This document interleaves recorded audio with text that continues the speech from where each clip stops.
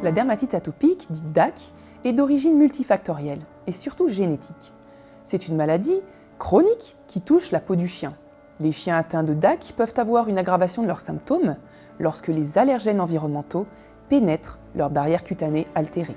C'est une maladie du chien jeune adulte qui se traduit par des démangeaisons parfois très intenses. Les premiers signes apparaissent entre 1 et 3 ans, parfois même encore plus jeunes, des 3 à 6 mois. Chez des races prédisposées, jusqu'à 30 à 50% des chiens peuvent être atteints. Parmi les races les plus à risque, citons le bulldog français, le staffy, le boxer, le shiba inu, le westie, le labrador et le golden retriever. La DAC se traduit par une peau sèche qui s'infecte facilement. Contrairement à la peau saine qui a un rôle de barrière, elle laisse les allergènes et d'autres facteurs extérieurs pénétrer jusqu'au derme où une réponse immunitaire se met en place. Il n'existe aucun test génétique afin de dépister une DAC chez son chien. Le premier signe clinique de DAC, c'est le prurite. La DAC est la première cause d'inflammation des plis, lèvres, doigts, oreilles et anus. Des pertes de poils, un chien qui se mord ou se lèche les pattes, ou encore sa mauvaise odeur doivent vous alerter. Plus la prise en charge est précoce, meilleure sera la stabilisation de l'état du chien et plus le développement des complications sera limité.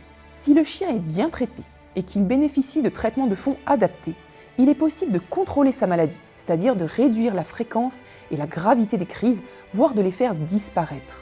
Le diagnostic de dermatite atopique, il est clinique. Le vétérinaire se base ainsi sur les lésions dermatologiques, la localisation des atteintes, l'âge des premiers symptômes et élimine les autres causes de démangeaison. Il réalise des examens complémentaires tels que des scotch tests ou des prélèvements auriculaires.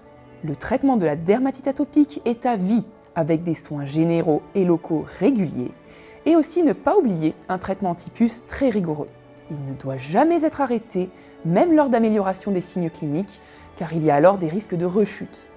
Un brossage, un nettoyage des oreilles régulier et une alimentation adaptée pourront être conseillés. Un traitement du prurite et de l'inflammation est recommandé, ainsi que des soins topiques apaisants sous forme de shampoing, de spray, de mousse ou de pipettes hydratantes. Enfin, en cas de surinfection, des soins topiques antiseptiques seront prescrits.